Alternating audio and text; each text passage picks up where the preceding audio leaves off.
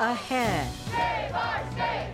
Save our state! From Anchorage to Kenai. Don't drink the Kool-Aid! To Bethel and beyond. And these health and education and public safety cuts are just like ludicrous. How the governor's plans for unprecedented cuts give rise to dueling visions of state government. Cut the budget. We are bigger and better than what that budget thinks we are. Coming up, what's at stake in the debate over the wants and needs of Alaskans? Alaska, where there are old triumphs, but also new frontiers, with challenges as great as the state itself, but a belief that the best is yet to come. Bringing you the faces, the places, and the spirit of the last frontier. This is Frontiers with Rhonda McBride. Welcome to Frontiers. Alaskans have been asked to weigh in on the governor's plans to cut $1.6 billion out of the budget. And they have. Among the programs on the chopping block, the Marine Highway System, a 25% cut to education, 40% to the university, cuts the governor said would touch almost every Alaskan. And from the turnout at the hearings across the state, it looks like Alaskans are feeling the pinch.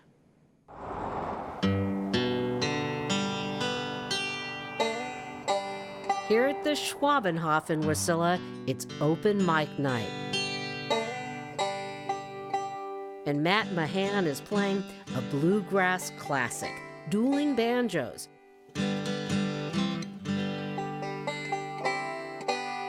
But he's in a musical duel with himself as he plays along with a recording, sort of like the state of Alaska in a fight with itself.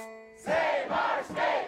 Save our state! Ever since Governor Mike Dunleavy announced his budget roadshow, and the legislature responded with hearings of its own, we've seen dueling budgets. We've got to reduce our budget. And competing visions of Alaska's future. I believe a state income tax is needed. The first stop on the Dunleavy Roadshow, Kenai, where the crowd was primed to protest his cuts to education. Don't drink the Kool-Aid! Don't drink the Kool-Aid! The Kenai Peninsula Borough School District says 6 schools could close if the governor's budget goes through. We have made cuts, but we are not embracing this change. We think we can do better. We think private operators can do better. It didn't help that there were limited seats at the forum, sponsored by the Alaska branch of Americans for Prosperity, a conservative group that put a number of restrictions on the gathering, such as no public testimony, only written questions, which were screened. What exactly will it take to get the PFD protected in the Alaska State Constitution? On stage, the governor drew praise for his plan to cut $1.6 billion from the budget. It's something that it takes courage to propose, but I think if you look down the road in the future of Alaska, it will be a very bright one. Although the governor did not address the threat of school closures, he did throw out a gauntlet to educators. What are you willing to do differently to get different outcomes other than money, other than more money? What are you willing to do? And I want to have that conversation. Instead of having a yelling match. A few days earlier, a dueling budget hearing put on by the House majority.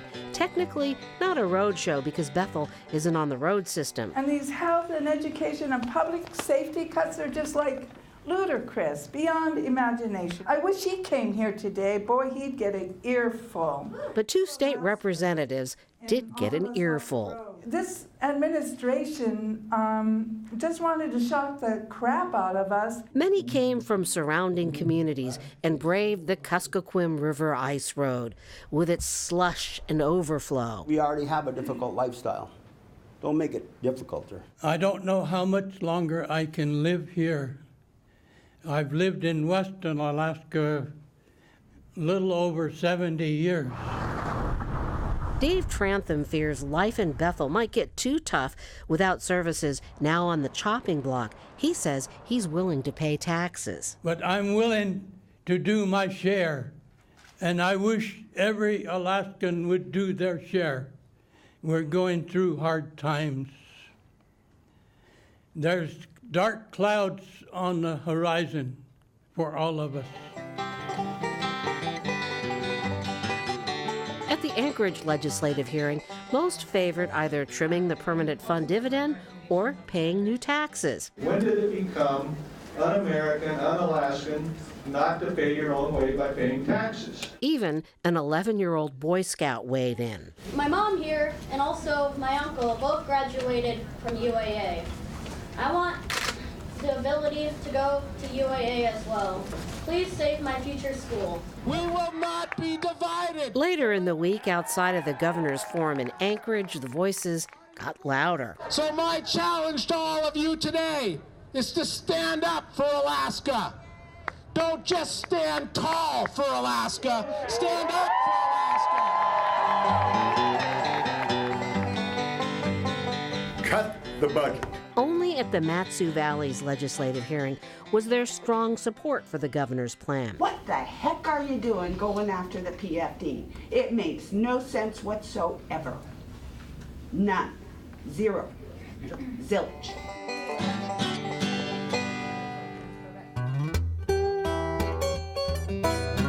So that brings us back to the Schwabenhof, where patrons told us they have a rule against talking politics. This is, after all, a place to chill. Hey, hey, hey, baby, hey.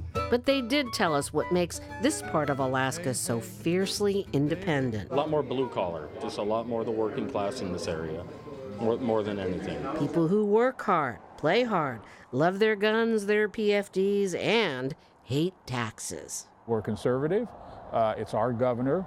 And we helped to get him elected. As mayor of Wasilla, Bert Cottle is in a tough spot. He knows how passionate people are about their PFDs, but says if the state pays a full $3,000 dividend, there's a big trade-off. Whatever your house tax is now in the valley could go up 50%. So if I'm currently paying $2,000 a year in property tax, it could go to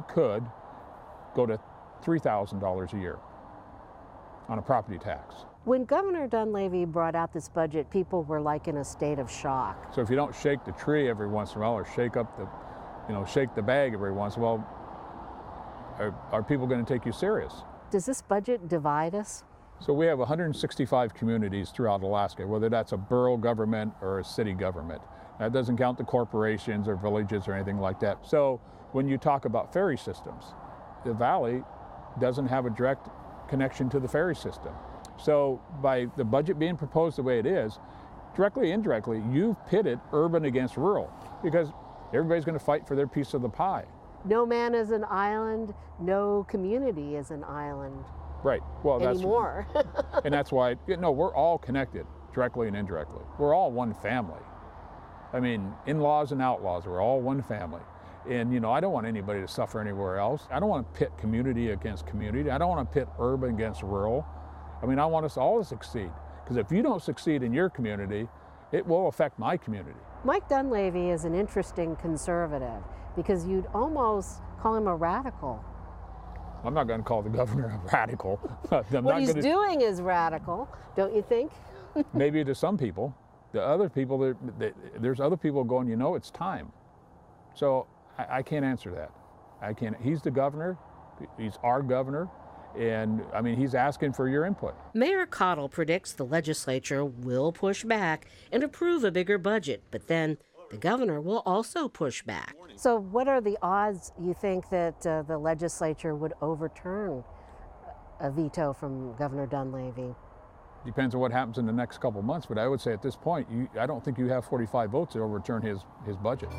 So goodbye, I'm gonna leave you, and I won't be back no more. The block of lawmakers from the Matsu Valley will be a force to contend with. They'll back their governor. So that could leave a lot of Alaskans singing the budget blues. Special thanks to Matt Mahan for his banjo playing, and Rick Brooks, host of the open mic session at the Schwabenhof. Coming up, Tim Bradner with the Alaska Legislative Digest and Max Buxton of the Midnight Sun blog are here to put all this sound and fury of the past week into perspective. But first, more dueling perspectives on the budget.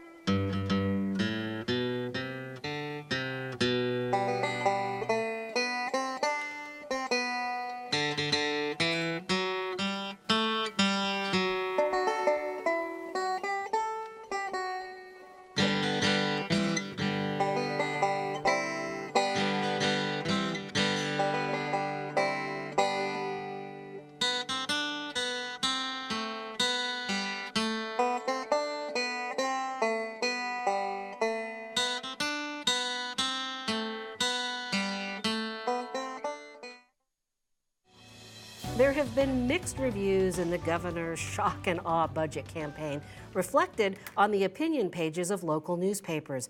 A Fairbanks Daily News minor editorial said, whatever Alaskans think of the governor's proposed budget, he has accomplished something with it already, waking up Alaskans to the gravity of our long-running fiscal imbalance. Well, the Ketchikan Daily News had another opinion. They took the governor to task. We see a governor who promised to stand tall for Alaska in his campaign literature. We have yet to see that in practice. We get it that he's a tall man at 6'7", but we don't get his type of leadership, if that is indeed what it's called. Dueling expectations from Alaskans, to be sure. Have we ever seen anything like this before in our state's history?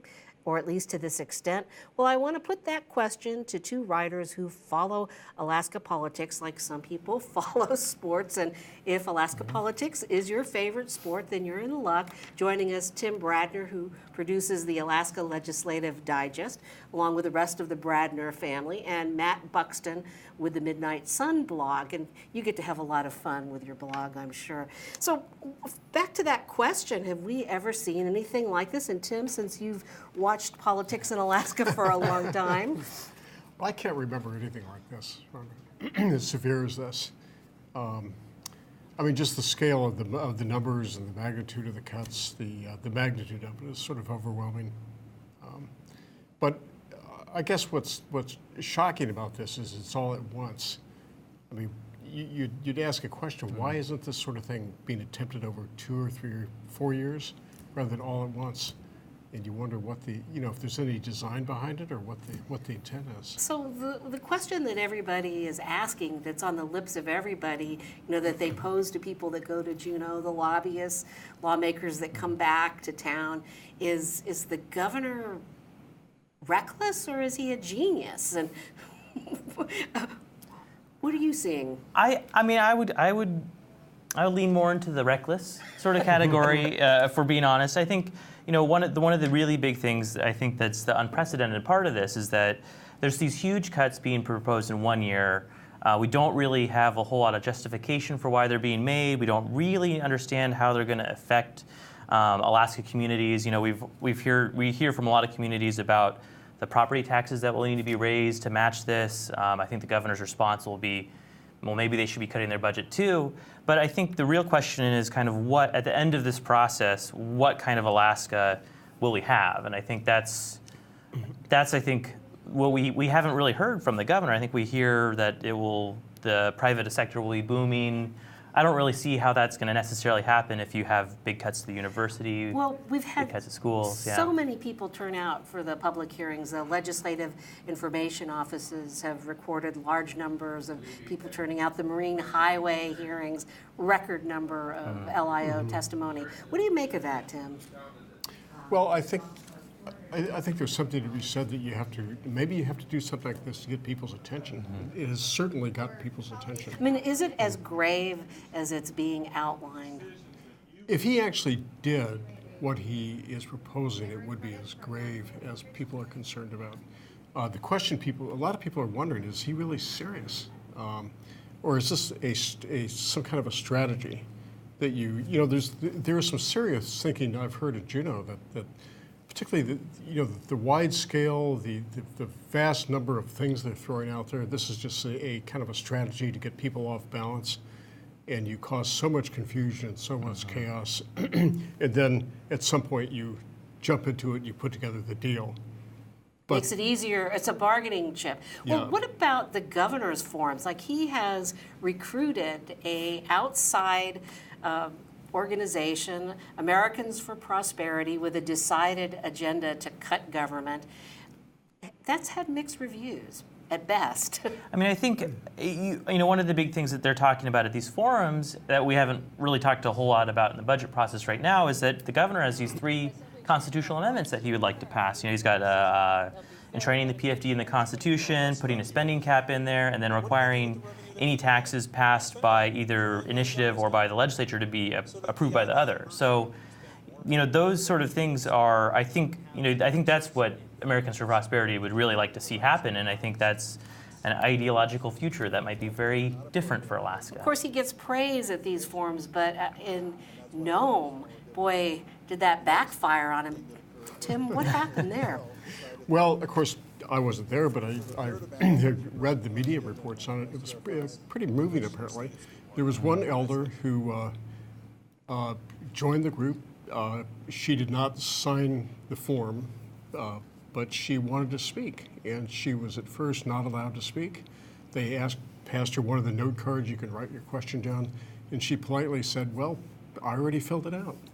And then I guess what happened is they still would not recognize her, and the other people in the room, all across the room, started pointing back to her and asking her to be recognized. And there was also not an arrest, but somebody was taken away by police at the airport. Oh, she was arrested, yeah. So she technically was arrested. The charges were not filed eventually, yes. This was a different person, but she just saw the governor and she mouthed off at him from a distance, respectful distance, but the terms were perhaps not so respectful. Is this going to help him?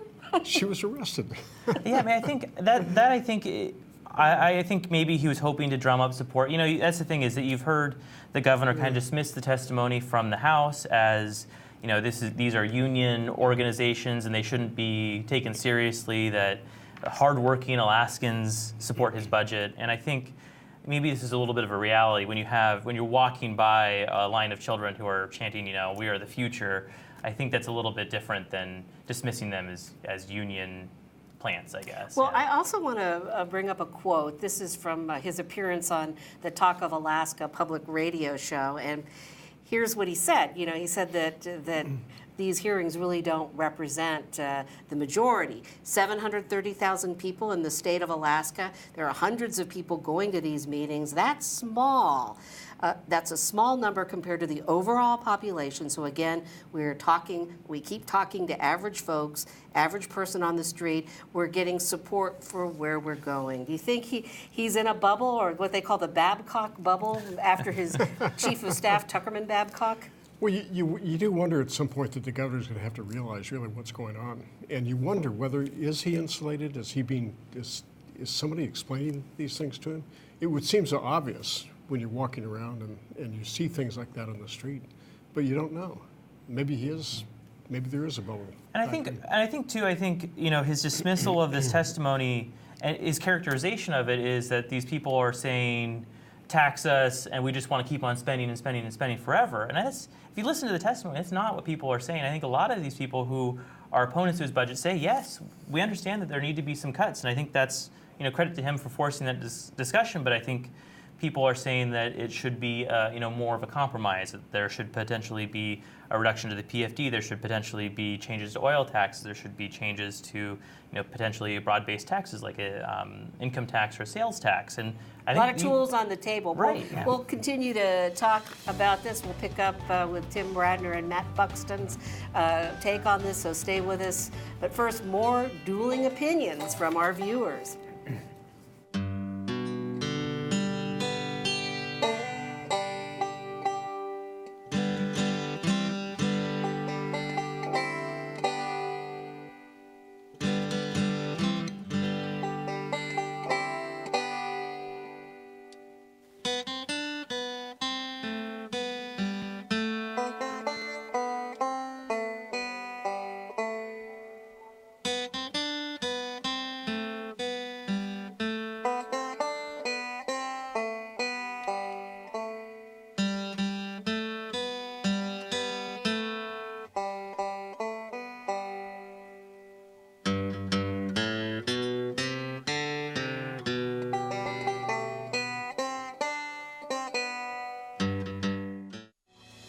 welcome back. Tim Bradner and Matt Buxton are here to help us understand where all of this is going to lead, these dueling budgets.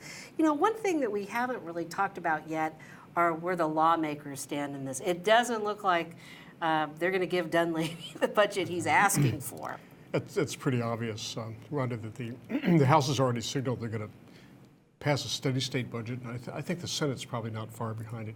We'll probably see more cuts in the Senate budget, but at the end of the day, it's going to be modest cuts and Governor, let's talk. Well, the other thing that people keep saying at these hearings is that there's federal money in this mix, and that if we take those cuts as proposed, we're going to lose a lot. I think somebody said, "I give you, you give me $4, I have to give you $1." That's a pretty good deal. I mean, that was a comparison somebody made.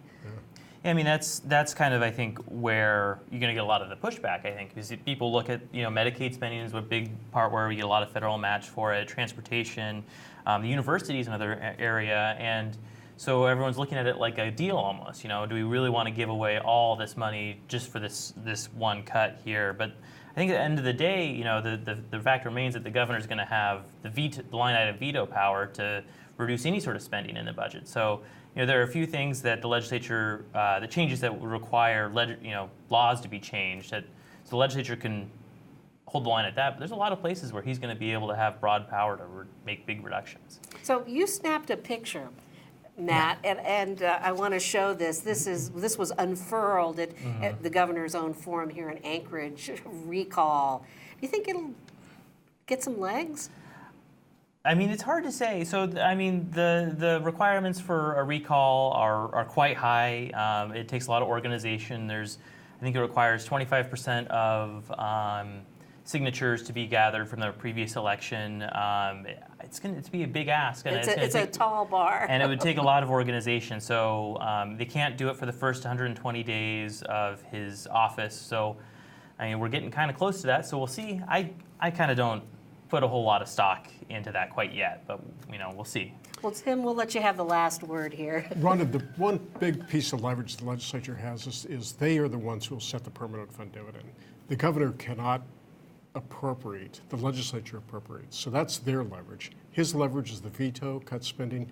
That's right, he can't add if they set it. No, so they're the ones, he wishes for a $3,000 dividend. They can tell him, no, Governor, you can't have it unless you work with us on the budget. Hardball, huh? Right. I'm afraid that's what it's going to be, like we've never seen before. Yeah. Well, we want to thank you both for joining us. It's all to be continued. Dueling budgets, dueling visions. We'll have to check in later this spring to see where things stand. Thanks for joining us. We'll see you next week.